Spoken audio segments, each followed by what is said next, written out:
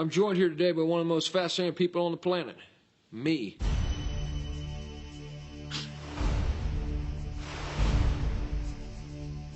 I'm going to ask some tough questions here. Figure out what exactly is your legacy, President Bush. If you had to sum up your presidency in one word, what would that word be? I think I can describe it in two, and that would be tenacious and awesome. And if you put those together, that becomes tenawesome. Tenawesome. I like that. Yeah. You are tenawesome. Yeah, that's good. Who's the one world leader you're going to miss the most? The guy I'm going to miss the most is Vlad Putin. First time I met Putin, I stared right into his eyes, through his eyes into the back of his skull. Mm-hmm. And he said, "What's up? Why are you looking at me like that?" And I just said, "I'm staring into your soul." That makes me think, do you ever use that as a diplomatic strategy? Creeping out on purpose other world leaders? Because sometimes you have to creep out another world leader just to show them who's boss. You know who taught me the most about creeping people out? Cheney. Yeah, he's a creepy one. I mean, that guy's creepy. He's first team All-American creepy. For the longest time, I thought the White House was haunted. Right. I wouldn't leave my bedroom after 9:30 at night. Turns out it was Cheney wandering around in there, banging on things and walking around with like a gas lantern, looking for stuff. And I'm like, "What are you doing, man? Where do you think he got a lantern?" I don't know. Lynn Cheney is a big collector of antiques, lanterns and antique pistols, old dresses from the prairie. I remember I once saw Cheney naked in the shower. That creeped me out. He's just a creepy dude. Creeped me out and made me sick to my stomach. He just looked at me, let out a high-pitched scream. It shattered all the windows in the bathroom, and then he disappeared. Yeah. Just like that. Like a shapeshifter. Yeah. Okay, enough with the easy questions. Let me ask you something some might consider a little below the belt. Are you really the decider? Yeah, I'm the decider.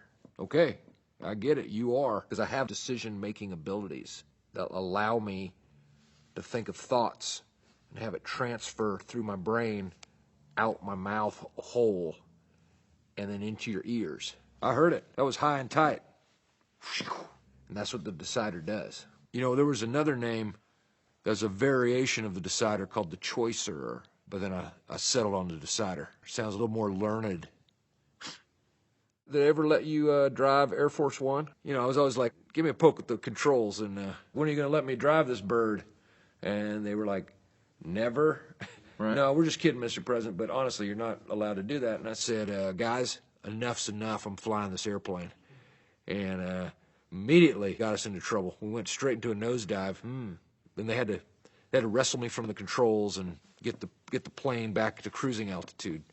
And the guy said, "Look, I know I could get fired for saying this, but if you ever do anything like this again, I have to shoot you." Then he said, "I'm president."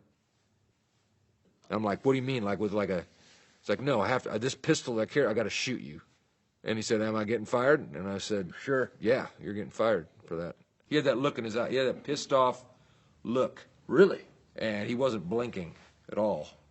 These guys are serious. Yeah. What are you going to take from the White House?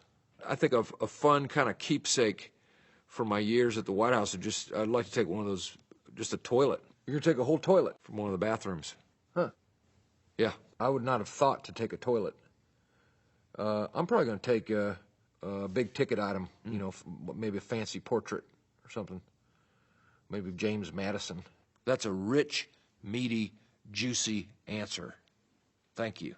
Now I want to look you in the eye and ask you one of the toughest questions I can think of. Who do you love more, Laura Bush or Barbara Bush? I'd have to say more in the way that you look at someone and they scare you like in a Halloween costume. That's the respect I have for Barbara, because she scares the shit out of me. You're not pulling any punches. You're bringing the real stuff. I have so much respect / fear for my mother that I sleep with a golf club in my bed. Really?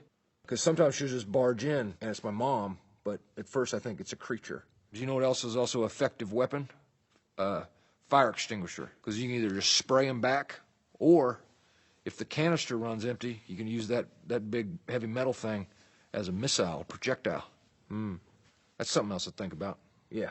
The other thing about Barbara is she's built. She's very muscular. She's very muscular. Yeah, she's scary. She did a lot of lat work in her youth, and she's still got some pretty strong lats. She's built like a shit brick house. I think there was some Greek philosopher who said the lat is, the muscle that controls the body. God, you are fascinating. What's your single greatest moment you experienced in the White House? It was this one afternoon in 2003, and I had about a 2.5 hour nap that was just, it was perfect. It was just right in the sweet spot. Those are good. We wake up and you got a little bit of drool on the pillow, and you almost wake up in a haze because you went so deep. Were you kind of sweaty? Was it one of those naps? Had a little bit of a sexy dream, but not too sexy, where I had to change my pants. Yeah. That was a moment. I knew something special had happened. Oh, you went deep. Had a plaque made commemorating the nap, the duration, the date.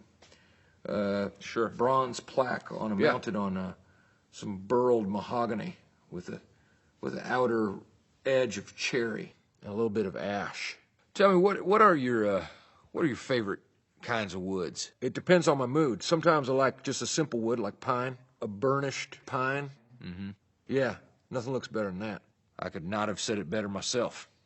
Other times, I love oak, an oak plank. Sometimes I'll look at an oak plank and I'll just stare at it and talk to it and say, I wish you could tell me stories about your life as a tree, but you can't now because someone carved you up into a plank. That's the way it is. Uh-huh. You know what wood I hate? Let me guess. Balsa wood. Exactly. Balsa wood's stupid. Yeah. So flimsy. It doesn't feel like a real wood. Yeah. It's kind of like if you had steel, the consistency of clay. Then is it really steel? Well, when you put it that way, it makes a lot of sense. Yeah. It is like the coward of woods.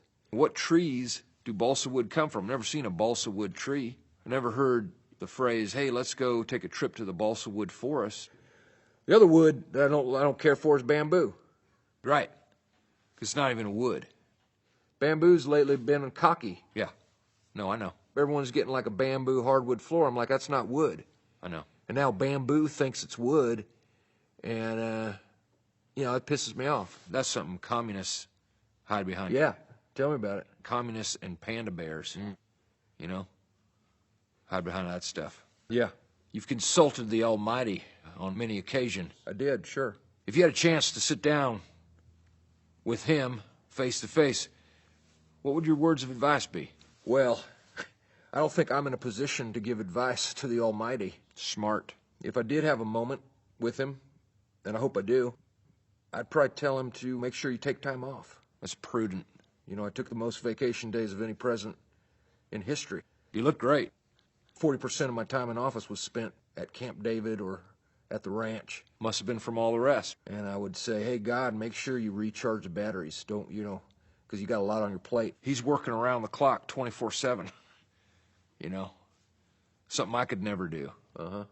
You talk about staying at Camp David. You make any changes there as president? I built a 500-foot water slide called the Twister. Sure. I heard of it. That thing will put hair on your balls. No fun. Also built the world's largest tank filled with piranha. I respect that. It's 27,000 cubic meters of water. Impressive. Last 4th of July, we had constructed a 10-foot Statue of Liberty out of bologna, and we loaded it down in. It was kind of like a freedom beating frenzy, I imagine. We watched them just go to town while we played background music. It's an emotional image. If our founding fathers could look into a crystal ball and see that a president was doing something like that, I think they'd be proud. You should pat yourself on the back. I would like that very much. Do you feel like you've had to compromise any ideals as president? One thing I would have done differently, that kick-ass flight suit that I wore on the carrier when we said mission accomplished, I would have worn that every day. I think had you done that, not only would it be a statement, but I think it would have been a fashion trend. People said it looked stupid, but I know I look good. Everyone loves someone in a uniform. So I would have done that differently. I picture a playground of 7- and 8-year-olds all running around, climbing on jungle gyms, laughing, all in flight suits. Oh. That's my vision of America. God, that's good. I probably would have changed it up more. I would have probably done a few more press events shirtless. Yeah. Show off my fine physique. You could have gotten some, funny tattoo on your back, like a leprechaun, or I might have done a little more weight training. or just a big Japanese tiger on your back, and it's kind of like jumping out of your back, onto people. Yeah. Maybe it could even be like a 3D thing. But you'd have to carry around a pair of 3D glasses and have people put it on to see the effect. Yeah, that's good. I'd pay money to see that. That's real good. If you could be any animal in the animal kingdom, what would you be? I'd probably be, I don't know, like a turkey vulture. Hmm. They're underrated. Yeah, sure. Because they're actually quite smart. They hunt in packs. I remember when Laura at the ranch was doing some gardening and a group of turkey vultures descended upon her. Well, it's very common, and they know what they're doing. They do it on purpose. Took off all her clothing. Yeah. Well, it was kind of odd. They'll circle women and rip their clothes off. It was frightening and beautiful all at the same time. Sure. They get so big that you can actually ride them. If you sneak up on them, and you got to learn how to do it. You got to walk on the balls of your feet and get real low. You can get on the back. I love it. They'll take you for about a half a mile. I absolutely love it. Yeah. Love what you're saying. And they're trying to get you off their back, too. They don't like it. Of course not. It's a wild animal. But that's something that's worth doing. The other day I saw this van with a beautiful mural on the side with a naked lady and a puma kind of draped kind of down by her feet. And I'd like to be that puma, if you catch my drift. Hey, Huh? are you falling asleep? Go on. No, I'm with you. I think you were falling asleep. Get out of here, man. Anyway, if I got to hunt, I got to hunt. Like, I'm not just going to hang out with the lady the whole time, but... Then Hey, wake up. get the... Where's my golf club? You did it again. You fell asleep right when I was... Well, Sorry, I apologize on one hand. On the other hand, if I fell asleep, that either means I needed the sleep or your stories are boring. Well, I want to thank you for this. Thank you. For spending the time, for taking the time. It's been a unique experience, to say the least. That is hilarious.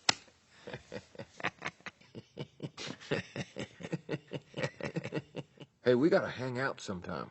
Let's try to make this, a regular happening. Hey, If we can. God knows I'll be free.